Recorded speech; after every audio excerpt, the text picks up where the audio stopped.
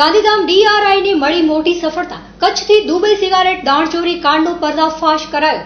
ગાંધીધામ ડીઆરઆઈના અધિકારીઓની અભ્યાસપૂર્વકની મહેનત રંગ લાવી. આજથી 2 માસ પહેલા ગાંધીધામ ડીઆરઆઈ દ્વારા ઝડપાયેલા સિગારેટ દાણચોરી કાંડના કિસ્સામાં વધારે નવા કડાકા ભડાકા થવા પામી ગયા હોવાના અહેવાલો સામે આવવા પામી રહ્યા છે. આ મામલે જાણવા મળતી વધુ વિગતો અનુસાર આજથી એકાદ માસ પહેલા મુન્દ્રા પોર્ટ પરથી ગાંધીધામ ડીઆરઆઈ દ્વારા બાજ નજર રાખી અને 1 કરોડથી વધારેની સિગારેટનો જથ્થો ઝડપી પાડ્યો હતો. મેટર એવા પ્રકારની છે કે મુંબઈની એક રિયા ઇમ્પોર્ટ અને એક્સપોર્ટ કરીને એક ફર્મ આવેલી છે અને એમણે ભારત દેશની અંદર દુબઈમાંથી એમણે ઇમ્પોર્ટ કરી અને ગાર્મેન્ટ એમણે મંગાવ્યું છે અને ભારત દેશની માર્કેટમાં એમણે મૂકવાનું છે. એવા પ્રકારના એક ડિક્લેરેશન સાથે એમણે માલ મંગાવ્યો અને જ્યારે માલ મંગાવ્યા પછી ડાયરેક્ટર ઓફ રેવન્યુ ઇન્ટેલિજન્સને એક ઇન્ટેલિજન્સ મળી કે ગાર્મેન્ટની સાથે સાથે એની અંદર ઇમ્પોર્ટેડ સિગારેટ પણ એની સાથે આવી રહી છે.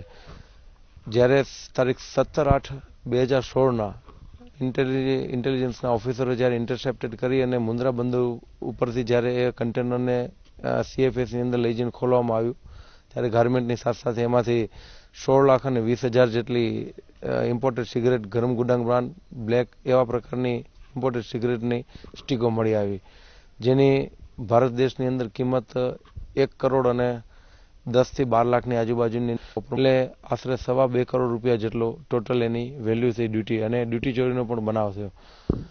આ આખું જે કૌભાંડ છે એની અંદર મુંબઈના જે મેઇન ઇમ્પોર્ટ અને એક્સપોર્ટના નામ પર એમણે મંગાવી.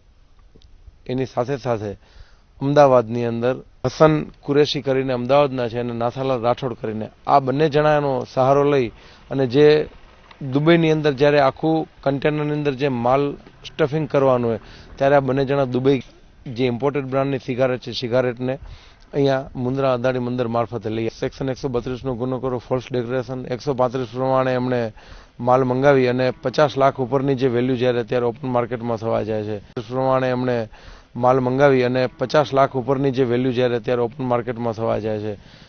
કુલ મળીને મેં આપને જણાવ્યું રીતે 2 થી 2.25 કરોડ રૂપિયાનું આખું ટોટલ આની વેલ્યુ છે. એટલે આજે ત્રણેય આરોપીઓને અમદાવાદના 2 આરોપી છે હસન અને નાથાલાલ રાઠોડ, મુંબઈ બેઝનો જે આરોપી છે એ મેઇન સૂત્રધાર છે. હજી અત્યારે ખૂબ પ્રાઇમરી તબક્કા ઉપર અમારી DRI director of revenue intelligence અત્યારે ઇન્વેસ્ટિગેટિંગ એજન્સી તપાસ કરી રહી છે અને આજે 3 આરોપીઓને અમે મધરાત્રે અત્યારે લાવી અને સીજીએમ સાહેબના નિવાસસ્થાને રજૂ કર્યા છે. ત્રણેયને અત્યારે જેલ વોરંટ ભરી અને એમને અત્યારે જ જ્યુડિશિયલ કસ્ટડીમાં મોકલી આપવામાં આવ્યા છે. વિશેષ તપાસ હજી આગળ ચાલુ રહેશે. કેટલા માથાઓ આની અંદર સંડોવાયેલા છે, કેટલા પ્રકારની હજી વધારે આની અંદરથી ઇન્વેસ્ટિગેશનના ભાગરૂપે કઈ ઇન્ટેલિજન્સ મળે છે અને શું નીકળે છે તપાસનો વિષય છે. પ્રાથમિક તબક્કે અત્યારે 3 આરોપીઓને લઈ અને એકસાથે અત્યારે એમને પાલાર જેલમાં મોકલી આપ્યા છે. વધુ પડતી દાણચોરીઓ મુન્દ્રા પોર્ટમાંથી જ થાય છે, તો શું પોર્ટની આ દાણચોરીઓ પર મીઠી નજર છે એવું લોકોમાં ચર્ચાઈ રહ્યું છે.